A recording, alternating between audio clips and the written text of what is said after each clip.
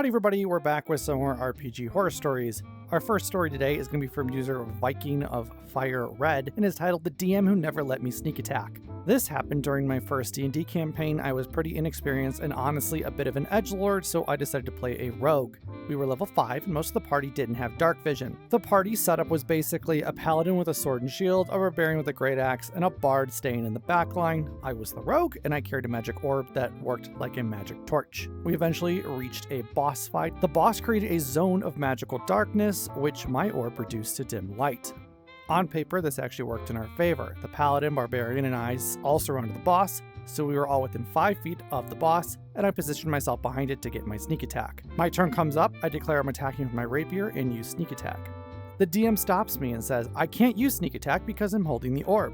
According to him, I wasn't, quote, sneaky enough, and I didn't have advantage or some condition that would allow it to work. He basically ruled that it, like BG3's logic, where you can't just get sneak attack from positioning unless everything is perfectly set up. That ruling didn't just apply in that moment either. After that session, he kept finding reasons to shut down my sneak attack in future sessions as well. Also, since I didn't even have any magic items, I was basically stuck doing something like 1d8 plus 3 damage per turn, while everybody else was absolutely shredding enemies with their class abilities. We eventually started a new campaign, and I'm not playing a rogue anymore, but honestly, I still haven't forgiven that ruling. Okay, going to assume that they're playing 5e or 5.5. Now, rules is written, in order to get sneak attack as a rogue, you need to either have advantage on the attack or have an enemy of that enemy within 5 feet of them, and that enemy, the one who is the enemy in this instance, isn't incapacitated, and you don't have disadvantage on your attack roll. Now, if the entire team has disadvantage on attacks due to the dim light, I can see the DM negating sneak attack. But, rules as written, dim light only gives disadvantage on perception checks and not attacks. I have an issue with this DM saying OP wasn't being sneaky enough, as if they basically have to be invisible for an enemy to suffer the damage from sneak attack. As far as I'm concerned, OP could have a neon fucking sign on them, and as long as they check the necessary boxes to get sneak attack, they get sneak attack. This DM either doesn't like OP or hates rogues. If it's the former, OP really needs to leave this table because it will only get worse from here. Assuming it is the latter, DM should have said that they have an issue with rogues and that they are nerfing them before OP started playing that character. That way OP could have chosen a different class. I can't personally imagine playing an entire campaign where my class got kneecapped like this. The rogue has a lot of fun stuff, don't get me wrong, but their only real combat bonus is that sneak attack to do more damage. They don't get smites, they don't get fireballs generally, or an extra attack without dipping into multi-classing to help boost their damage.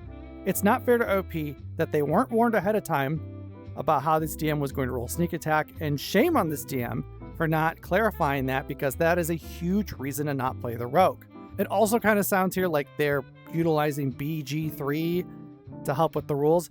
Now, I like Baldur's Gate 3, don't get me wrong, and I think it's done a good job of getting people interested in playing D&D who may not have, who played Baldur's Gate 3. But I think way too many people play Baldur's Gate 3 and then make the grandiose assumption that it is a 1-to-1 of 5e, and it is not a 1-to-1 of 5e. Does it have a lot of the rules 5e has? Yes, of course. But Baldur's Gate 3 is built in an engine that was used for the Divinity Original Sin system, which has different rules in it from 5e, where your attacks can leave elements on the ground. Some of the spells in 5e do, but Divinity is really well known for a lot of very weird specific ruling for the system. Spells usually leave some sort of element on the floor that you can combine with another element to increase damage or nerf damage or something like that. And that kind of leaked into Baldur's Gate 3 because they made Baldur's Gate 3 in that same engine, so they had to follow those rules to a certain extent. I have an issue though where people play Baldur's Gate 3 and they hear that that is like D&D, and so they automatically make the assumption that it's 5e, and so 5e has to fit within the confines of Baldur's Gate 3 how they see it, be it DMs or players. And I think that thought process causes a lot of friction for people who are first playing it and trying it out. I don't like when people aren't flexible with it. Obviously this table could also be running homebrew rules and not doing rules written, but I don't like when people play Baldur's Gate 3 and then assume 5e is the exact same or 5.5e, and then it's not, and then they have their whole day ruined because it's not 1-to-1 to Baldur's Gate 3. Yeah, you could port those rules over if you want,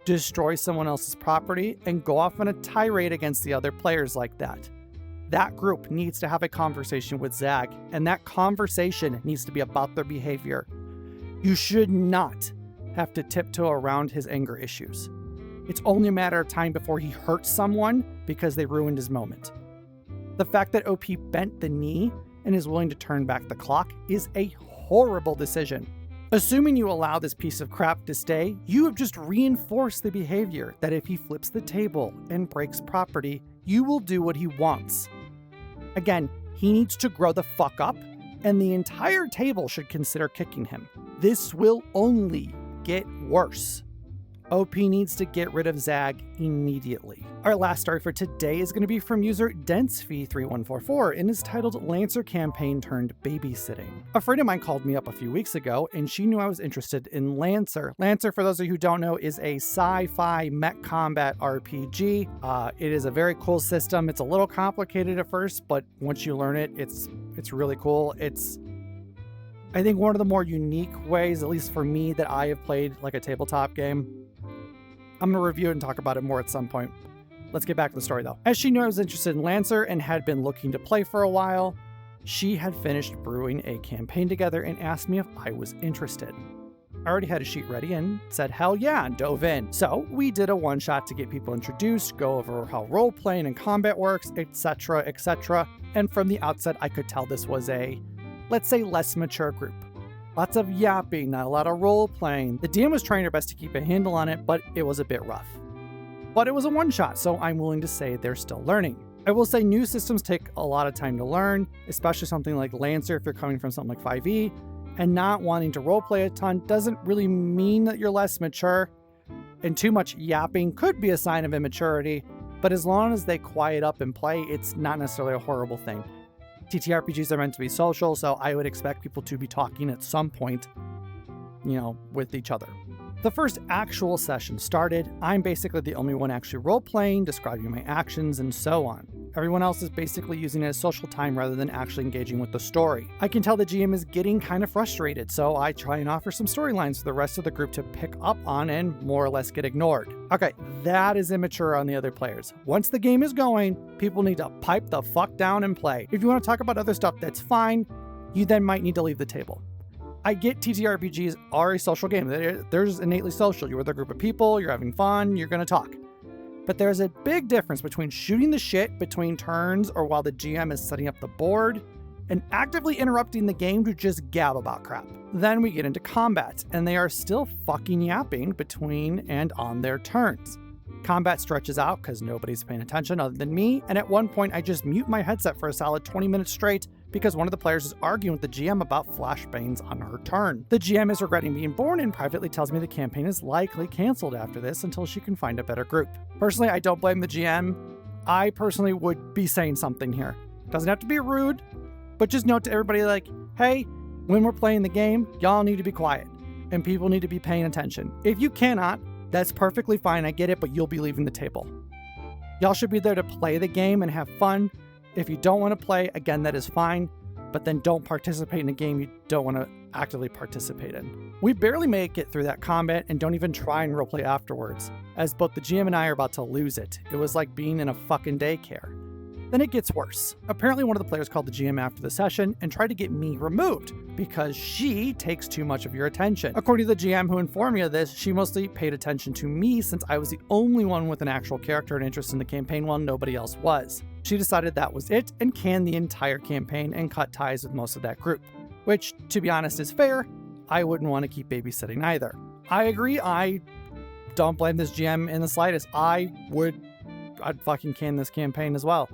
Again, I get wanting to talk and gab and socialize and catch up, especially with friends, but everyone should be respectful and mature enough to realize that when you're playing the game, we're playing the game. I honestly would have probably stopped that session after the combat or even in the middle of it. When something is an immediate issue, like people sitting around and talking and not participating, you as the GM may have to call it out.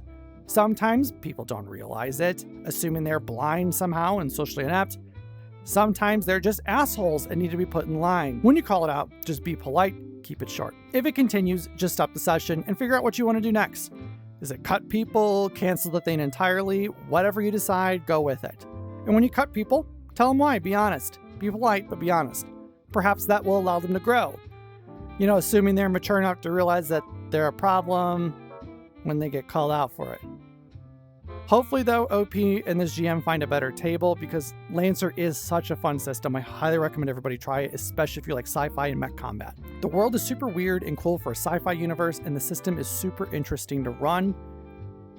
I don't want to go too deep into it, but it's much more like mission focused. There's areas for RP in there, but like when you sit down at the table, the ideas for that session, you're like, we're on the mission, or we're in the middle of a mission. What are we doing here? And you have like a meeting. It almost, when I almost ran it like Armored Core, where one of the handlers would show up and be like, you know, Raven, we need this, that, and the other, blah, blah, blah, and this is happening, and, you know, these people are attacking this mine, and you need to go do something.